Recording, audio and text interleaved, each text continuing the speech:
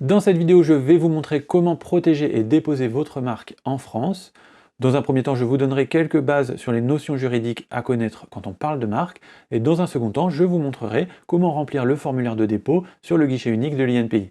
Avant de commencer, je me présente, moi c'est Julien, je suis avocat de formation, consultant en automatisation des documents juridiques, et j'ai créé cette chaîne Le Bon Statut pour proposer des contenus de vulgarisation juridique pour les indépendants et les entrepreneurs. On commence tout de suite, c'est parti. Avant de commencer et de se lancer dans le formulaire de dépôt, ça me semblait important de vous donner quelques bases sur les notions juridiques en ce qui concerne les marques. Alors, je vous ai préparé un petit schéma, ça va prendre pas très longtemps, vous allez voir, je vais essayer d'être le plus simple possible, mais également de vous fournir des éléments de compréhension pour savoir à peu près de quoi on parle. Donc, qu'est-ce qu'une marque? Alors, une marque, c'est un signe distinctif. Alors, c'est une définition très large, ça peut englober des mots, ça peut englober des logos, des designs, ça peut également englober des sons et plein d'autres choses. Voilà, je ne vais pas rentrer dans le détail, mais l'élément important, c'est que la marque est un signe distinctif qui est protégé par un enregistrement. Donc, l'enregistrement, il s'effectue auprès de l'INPI pour avoir une protection sur le territoire français, comme marque française. Il peut également s'effectuer auprès de l'EIPO pour une protection européenne au sein de l'Union européenne. Et après, eh bien, chaque pays a des offices d'enregistrement auprès desquels on peut déposer sa marque pour avoir une protection sur le territoire du pays en question. Donc c'est vraiment cet enregistrement qui donne légalement la protection à la marque. Cette protection, elle est valable pendant 10 ans. Donc au bout de 10 ans, eh bien, il faut renouveler le dépôt et ça peut se faire de manière indéfinie. Et enfin, donc la marque, c'est un signe distinctif qui couvre des produits ou services. Donc ça, c'est important. Une marque est toujours déposée pour une ou plusieurs classes. Donc les classes, ce sont en fait les types ou catégories de produits ou services. Une marque est déposée pour une ou plusieurs classes. Alors pour savoir quelles sont les classes qui existent, ben, en fait on utilise un système qui s'appelle la classification de Nice. Vous avez ici un lien, voilà, cette page de l'INPI sur laquelle vous allez pouvoir retrouver la classification de Nice. Mais de toute façon, vous allez voir que dans le formulaire sur le guichet unique, vous allez également avoir toutes les informations sur les classes qui existent. Alors, quand vous faites votre dépôt, vous pouvez choisir une seule classe, vous pouvez choisir plusieurs classes. Évidemment, plus vous allez choisir de classes, eh bien, plus votre marque sera protégée. Par contre, le coût du dépôt dépend du nombre de classes que vous allez choisir, parce que si vous choisissez une seule classe, le coût sera de 190 €, et pour chaque classe que vous allez ajouter, eh bien, vous aurez 40 € supplémentaires. Par contre, attention, lorsque vous faites votre dépôt de marque et que vous choisissez vos classes, il est important de choisir des classes que vous allez effectivement exploiter dans le cadre de vos activités. Pourquoi? Parce qu'une marque peut être annulée, on appelle ça la déchéance, pour défaut d'exploitation, si les classes qui ont été enregistrées ne sont pas exploitées par la marque. Alors pour être valide, une marque doit répondre à certains critères. D'abord, cette marque doit être disponible. Donc ça veut dire qu'en fait, cette marque, elle ne doit pas être déjà enregistrée par une autre entreprise. Et donc, c'est très important lorsque vous choisissez votre marque, et bien d'abord de faire une recherche auprès de l'INPI. Donc, vous avez un moteur de recherche ici que vous pouvez utiliser, dans lequel vous allez pouvoir faire vos recherches. Alors, vous avez un certain nombre de critères que vous pouvez remplir pour cibler plus ou moins votre recherche. Le plus simple, c'est ici de faire une recherche en tapant certains mots-clés que vous allez vouloir utiliser et également de sélectionner les classes de produits ou services qui vont vous intéresser. Vous pouvez également d'abord cibler vos recherches sur les marques verbales, on va voir dans un instant ce que ça veut dire, et également les marques figuratives, voilà, qui sont les deux principaux types de marques sur lesquelles vous allez pouvoir cibler vos recherches. La deuxième condition pour une marque, c'est d'être distinctive et non descriptive. Qu'est-ce que ça veut dire? Ça veut dire que le terme ou le qualificatif utilisé par la marque doit être original et ne doit pas être simplement une description des produits ou services couverts par la marque. Voilà. Donc typiquement, un exemple, c'est qu'on ne va pas pouvoir enregistrer la marque parapluie pour vendre des parapluies, parce que dans ce cas, ça serait simplement descriptif. On ne peut pas non plus enregistrer un terme qui serait une simple description des qualités du produit, comme par exemple le mot imperméable pour qualifier des parapluies. Donc, dans ce cas-là, il n'y a pas de caractère distinctif à la marque. Voilà, par contre, vous pouvez justement enregistrer le mot citron pour vendre des parapluies. Ça, justement, on va considérer que c'est original et distinctif. Également, la marque ne doit pas être déceptive ou trompeuse, c'est-à-dire qu'elle ne doit pas utiliser un terme ou un qualificatif qui va induire en erreur le client. Alors évidemment, dans le cadre d'une activité commerciale, on cherche à vendre le produit, donc à le mettre en valeur, mais on ne doit pas induire en erreur. Donc par exemple, on ne doit pas faire croire que le produit a une certaine qualité, comme par exemple un produit bio qui ne le serait pas, et on ne doit pas non plus indiquer une provenance géographique qui serait fausse. Donc voilà. Enfin, dernier critère, la marque doit être licite. Ça signifie que la marque ne doit pas contenir de termes interdits, donc au sens large, on parle de termes contraires à l'ordre public, donc ça sera par exemple des termes offensants, discriminatoires, qui seraient une incitation à commettre un crime ou un délit, voilà. Et la marque ne doit pas non plus contenir de drapeaux, de sigles ou de symboles de pays ou d'organisations officielles. Voilà pour les conditions de validité de la marque. Donc comme je vous le disais un instant, en matière de marque, vous avez plusieurs types de marque en fonction de la nature du signe ou du symbole que vous allez enregistrer. Donc on parle de marque verbale, de marque figurative, de marque sonore. Bon, le plus souvent, notamment dans le cadre d'un début d'activité, on va se concentrer sur ces deux types de marques, la marque verbale et la marque figurative. Si vous envisagez d'autres types de marques, eh bien dans ce cas-là, idéalement, il faudra vous faire accompagner par un professionnel, un avocat. D'ailleurs, je le précise, je ne l'ai pas précisé en préambule, mais moi le but dans cette vidéo, c'est de vous donner des éléments pour faire un dépôt de marque vous-même, donc un dépôt simple, voilà, ça peut être réalisé sans aide d'un conseil ou d'un avocat, mais il est évidemment toujours utile et recommandé de se faire aider par un avocat quand on arrive dans des situations un peu plus complexes. Le plus souvent, comme je vous le disais, donc une marque est verbale ou figurative. Donc la différence, c'est que la marque verbale, elle est uniquement composée de mots, de chiffres ou de signes typographiques. Et la marque verbale, elle ne protège que le mot en lui-même. Donc la marque verbale ne protège pas le design, la typographie, la police utilisée, elle ne couvre que le mot. Tandis que la marque figurative, elle, va être constituée d'un logo, d'une image, d'un élément graphique, éventuellement avec du texte. Et la marque figurative, elle va protéger le design, le graphisme en entier. Alors, lorsque vous faites votre dépôt de marque, vous allez devoir choisir. Vous allez choisir soit de déposer une marque verbale, soit de déposer une marque figurative.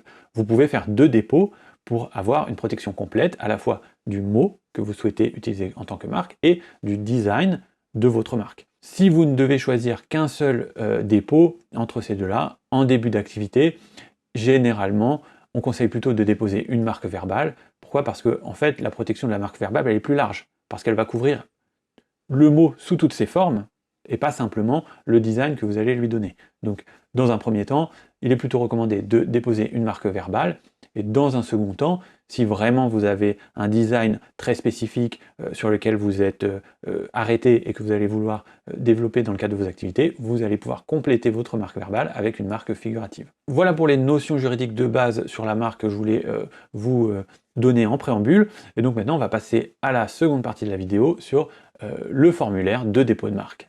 Voilà, donc pour se rendre sur le formulaire de dépôt de marque, il faut aller sur ce site, donc, que vous connaissez sans doute puisque c'est le guichet unique sur lequel vous avez fait les démarches de création de votre entreprise. Et donc vous allez vous connecter à la plateforme. Et donc pour faire votre dépôt de marque, vous allez ici sur la partie marque, vous cliquez et vous allez ici sur le dépôt. Vous cliquez ensuite sur nouveau dépôt de marque et vous allez avoir ici donc les informations sur les données personnelles. Vous allez pouvoir débuter le formulaire. Alors il faut savoir que le formulaire en ligne de dépôt de marque est plutôt bien fait. Et en fait, il propose un mode simplifié et un mode avancé. Dans le cadre d'un dépôt de marque de début d'activité, on va se focaliser sur le mode guidé, ce qu'on appelle le mode guidé, donc le mode simplifié. Mais il faut savoir que si vous voulez, certaines options ne seront pas disponibles dans le mode simplifié. Et donc dans ce cas, pour les avoir, il faudra ici décocher cette option pour avoir le mode complet. Donc pour commencer le dépôt, vous allez sélectionner ici la demande d'enregistrement d'une marque française.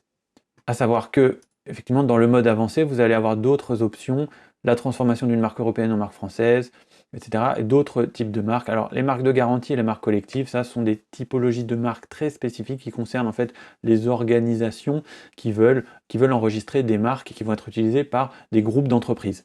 Mais nous, dans notre cas, comme je vous le disais, on va rester simplement sur une demande d'enregistrement de marque française et commencer à remplir le formulaire. Ici, effectuez-vous le dépôt pour votre seul compte en tant que personne physique? Alors il faut savoir que si vous enregistrez une marque en tant que micro-entrepreneur, c'est-à-dire entrepreneur individuel, vous faites ce dépôt en tant que personne physique. Donc ici, vous cochez oui. Par contre, si vous effectuez le dépôt pour votre société et que vous voulez que la marque appartienne à votre société, dans ce cas-là, il faudra cocher cette option. Mais nous, on va faire un dépôt pour un micro-entrepreneur et donc ici, on va cocher cette option. Information qui peut être utile également, donc si vous êtes dans le cadre d'une société et que vous voulez déposer la marque pour une société, mais que votre société n'existe pas encore, qu'elle n'a pas encore été créée auprès du greffe, dans ce cas-là, vous devez faire la démarche pour une société en cours de formation, et donc c'est cette option qu'il faut cocher. Ici, vous allez compléter toutes vos informations personnelles en tant que déposant, votre nom, adresse, donc pas de difficulté particulière. Ici aussi, donc, vous pouvez ajouter un déposant supplémentaire qui va avoir accès aux formalités, mais dans notre cas, ça ne nous intéresse pas, donc on passe à l'étape suivante.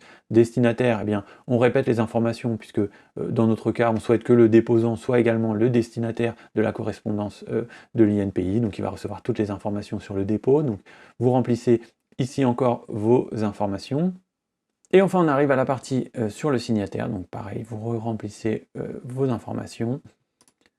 Vous indiquez que vous agissez en qualité de déposant et vous pouvez passer à la suite. Voilà, donc on arrive enfin à la partie qui nous intéresse, donc la marque en elle-même. Donc là, vous voyez, en mode simplifié, vous avez un choix possible entre une marque verbale et une marque figurative. Si vous désélectionnez l'option mode guidé, vous allez avoir tous les autres types de marques possibles à enregistrer.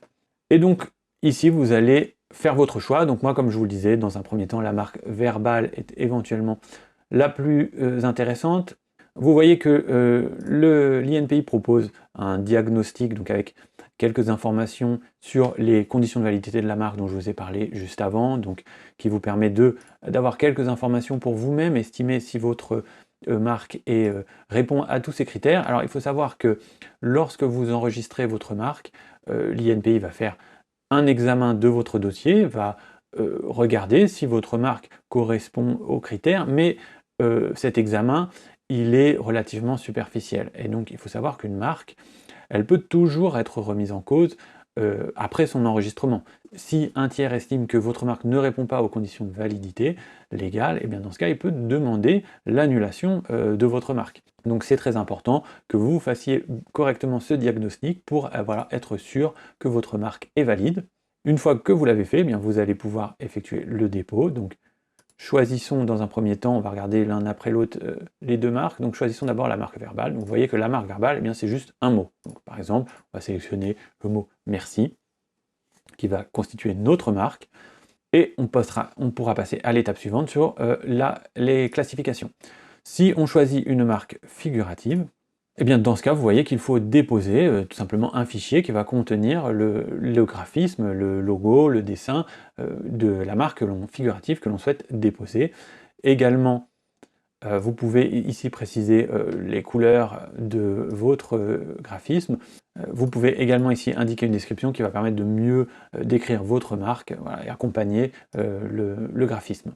Une fois que vous avez choisi votre type de marque, eh bien vous allez arriver ici dans la partie donc, des classes. Et donc là, vous voyez que vous avez toutes les classes donc de la classification de Nice dont je vous parlais, que vous allez pouvoir sélectionner pour faire votre dépôt. Donc là, c'est à vous de savoir quel produit ou service vous allez vouloir protéger. Vous pouvez faire une recherche par mots-clés, mais l'idéal c'est quand même de parcourir toutes les classes, donc il y en a 45 au total, pour voir celles que vous souhaitez protéger, qui peuvent vous intéresser. Et donc une fois que vous avez sélectionné vos classes, vous pouvez passer à l'étape suivante. Donc vous voyez que là, vous avez un résumé des classes qui ont été sélectionnées. Vous allez ensuite arriver ici sur la page donc, des options, donc revendication de priorité. Alors, cette option, en fait, elle concerne les entreprises qui ont des marques qui ont déjà été exploitées à l'étranger et pour lesquelles vous allez faire un dépôt en France. Vous avez un laps de temps, à partir du moment où vous commencez à exploiter une marque dans un pays étranger, vous avez un laps de temps de 6 mois pendant lequel vous pouvez étendre le dépôt à d'autres pays et bénéficier en fait de la date du premier dépôt de votre marque. Bon, dans notre cas, ça ne va pas nous intéresser, mais voilà, c'est juste pour vous expliquer en quoi consiste cette revendication de priorité. Et la deuxième option, donc l'extension de protection, eh bien, elle concerne le territoire de la Polynésie française, voilà, qui a des règles particulières en matière de propriété intellectuelle. Donc vous pouvez choisir d'étendre la protection au territoire de la Polynésie. Voilà, donc vous avez le récapitulatif de vos informations. Vous pouvez tout vérifier.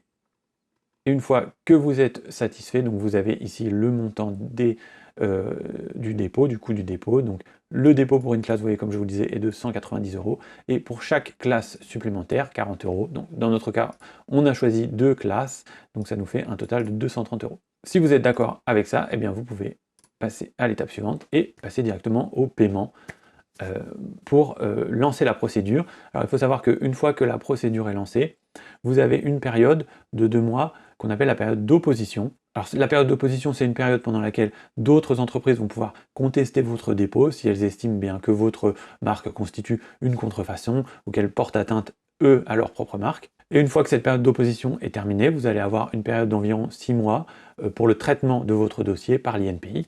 Et une fois que la marque sera validée, le dépôt sera validé, eh bien l'UNPI vous enverra un certificat d'enregistrement de marque voilà, pour valider la procédure. À partir de là, une fois que votre marque est enregistrée, il y a quand même certaines bonnes pratiques à avoir. Il est très important de continuer à surveiller, faire une veille sur votre marque, notamment de temps en temps d'aller regarder auprès de l'INPI les autres marques qui peuvent être déposées et voir si elles s'en rapprochent un peu trop. Enfin, vous-même, il est important, si vous constatez bien que des personnes utilisent une marque ou utilisent des signes qui sont trop proches de votre marque, c'est très important vous-même d'engager les procédures adéquates parce que ça fait partie de la protection de votre marque. Il faut savoir que si vous n'engagez pas les procédures en contrefaçon, hein, eh bien ça peut être interprété comme tout simplement un abandon de votre marque. Voilà, c'est tout pour cette vidéo sur le dépôt de marque. J'espère avoir répondu à la plupart de vos questions. Évidemment, si vous avez d'autres questions, n'hésitez pas à les poser en commentaire, j'y répondrai. N'hésitez pas à liker la vidéo si elle vous a été utile, à commenter, et je vous dis à bientôt pour une prochaine vidéo.